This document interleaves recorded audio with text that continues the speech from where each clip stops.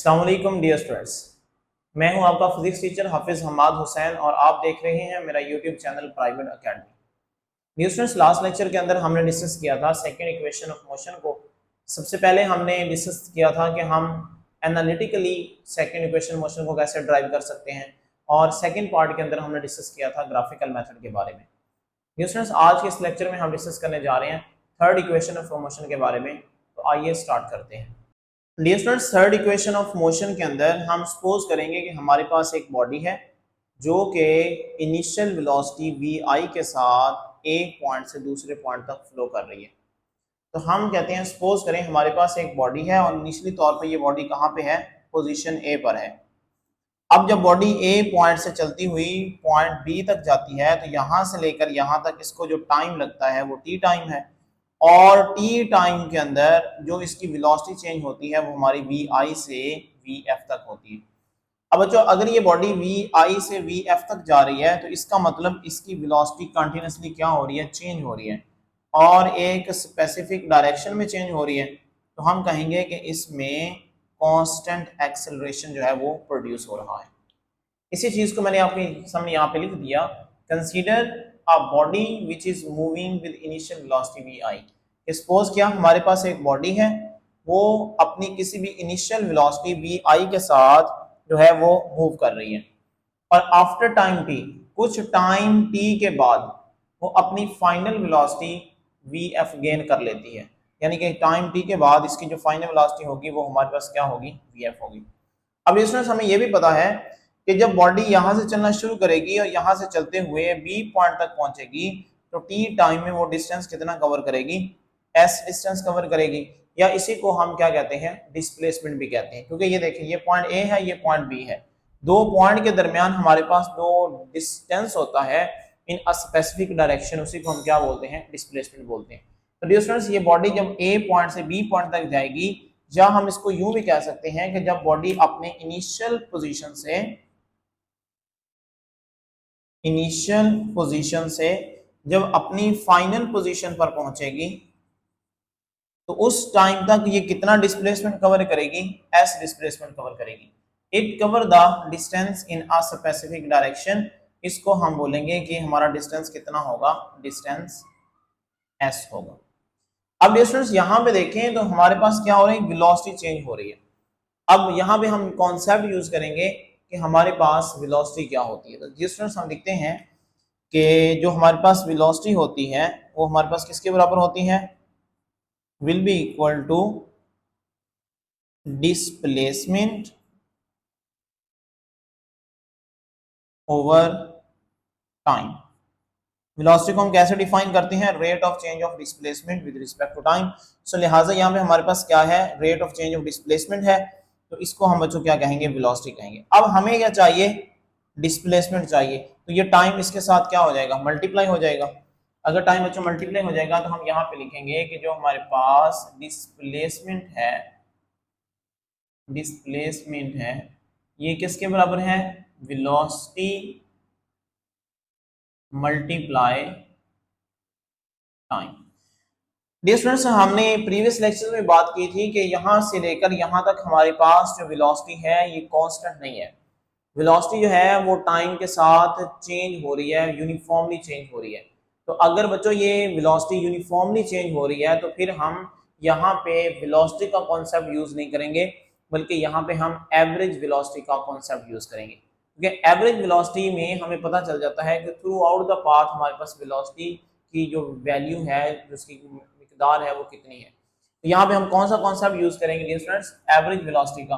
तो अगर हम एवरेज वेलोसिटी को देखें तो ये हमारे पास क्या होगी, average velocity will be equal to, average velocity को हम कैसे लिखते हैं, इनिशियल, क्योंकि दो पॉइंट्स हमारे पास हैं, एक हमारे पास इनिशियल पॉइंट है प्लस फाइनल डिवाइडेड बाय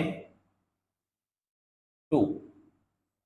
दो पॉइंट्स हैं और 2 पे हमने इसको क्या कर दिया, डिवाइड कर दिया। अब डियर स्टूडेंट्स, हम इसको यूं भी लिख सकते हैं, इनिशियल वेलोसिटी हुआ है इसको हम लिखेंगे वी आई, और फाइनल वेलोसिटी है इसको हम लिखेंगे वी एफ डिवाइडेड बाय 2। तो ये जो हमारे पास इक्वेशन नंबर 1 है इसको हम कहते हैं इक्वेशन नंबर 1, इस क्वेश्चन 1 के अंदर हम एवरेज वेलोसिटी की वैल्यू पुट करेंगे, तो डिस्प्लेसमेंट को हम किसके साथ लिखते हैं, s के साथ, will be equal to average velocity हमारे पास क्या होगी, v I plus V F divided by 2 multiply time. इसको हम कहते हैं इक्वेशन नंबर 2। होप सो कि आपको यहां तक समझ आ गई होगी। अब डियर स्टूडेंट्स हम यहां पे यूज करेंगे first equation of motion. We know that first equation of motion किसके बराबर होती है, v f is equal to we I plus a t. और यहां से बच्चों अगर हम टाइम फाइंड आउट करना चाहें तो टाइम हमारा किसके बराबर आ जाएगा, वी एफ, ये इधर आके हो जाएगा माइनस वी आई और डिवाइडेड बाय ए। तो अब t की वैल्यू हम किस में पुट करेंगे, 2 में। हम यहां पे लिखेंगे by putting value of t in equation 2 equation में हम वैल्यू पुट करेंगे डियर स्टूडेंट्स, तो फिर हमारे पास क्या बनेगा, s will be equal to we I plus V F divided by 2 multiply, और टाइम हमारे पास किसके बराबर आ गया, V F minus we I divided by A. अब जहां पे गौर से देखें डियर स्टूडेंट्स, 2 भी ये मल्टीप्लाई हो रहा है, तो हम इसको थोड़ा सिंप्लीफाई करके यूं लिख सकते हैं, इसको मैं तरतीब से लिख दूंगा, v f plus v i into v F minus we I divided by 2a। अब बच्चों देखें ये हमारे पास क्या हो रहा है, डिवाइड हो रहा है 2a, तो इधर आके हमारे पास क्या हो जाएगा, मल्टीप्लाई हो जाएगा। और यहाँ पे हमारे पास फॉर्मूला लगेगा, यहाँ पे हम फॉर्मूला यूज करेंगे a square minus b square किसके बराबर होता है, a प्लस बी और a माइनस बी। ये आपने अलजबरा के अंदर ये वाला फॉर्मूला पढ़ा होगा कि हमारे पास अगर a प्लस की वैल्यू हो, एक माइनस की हो, तो उसका हमारे पास क्या बन जाता है, a square minus b square बन जाता है। अब ये स्टूडेंट्स ये 2a इधर आके मल्टीप्लाई हो जाएगा, तो ये हमारे पास क्या आ जाएगा, 2as will be equal to, ये हमारे पास बन जाएगा v f square minus we i square. So this is the third equation of motion and this method of derivation is called analytical method। जिस स्टूडेंट्स देखा कि हमने एनालिटिकल मेथड को इस्तेमाल करते हुए हमने थर्ड इक्वेशन ऑफ मोशन की डेरिवेशन की।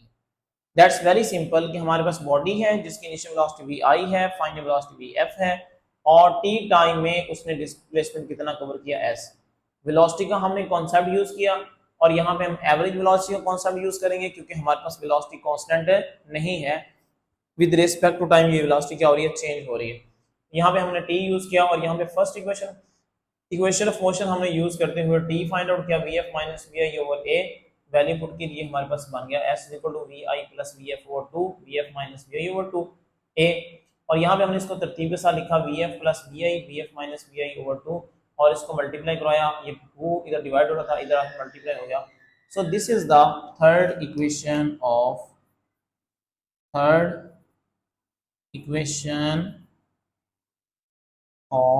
मोशन।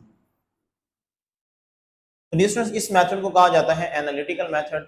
आइए अब हम डिस्कस करते हैं मैथमेटिकल मेथड के बारे में।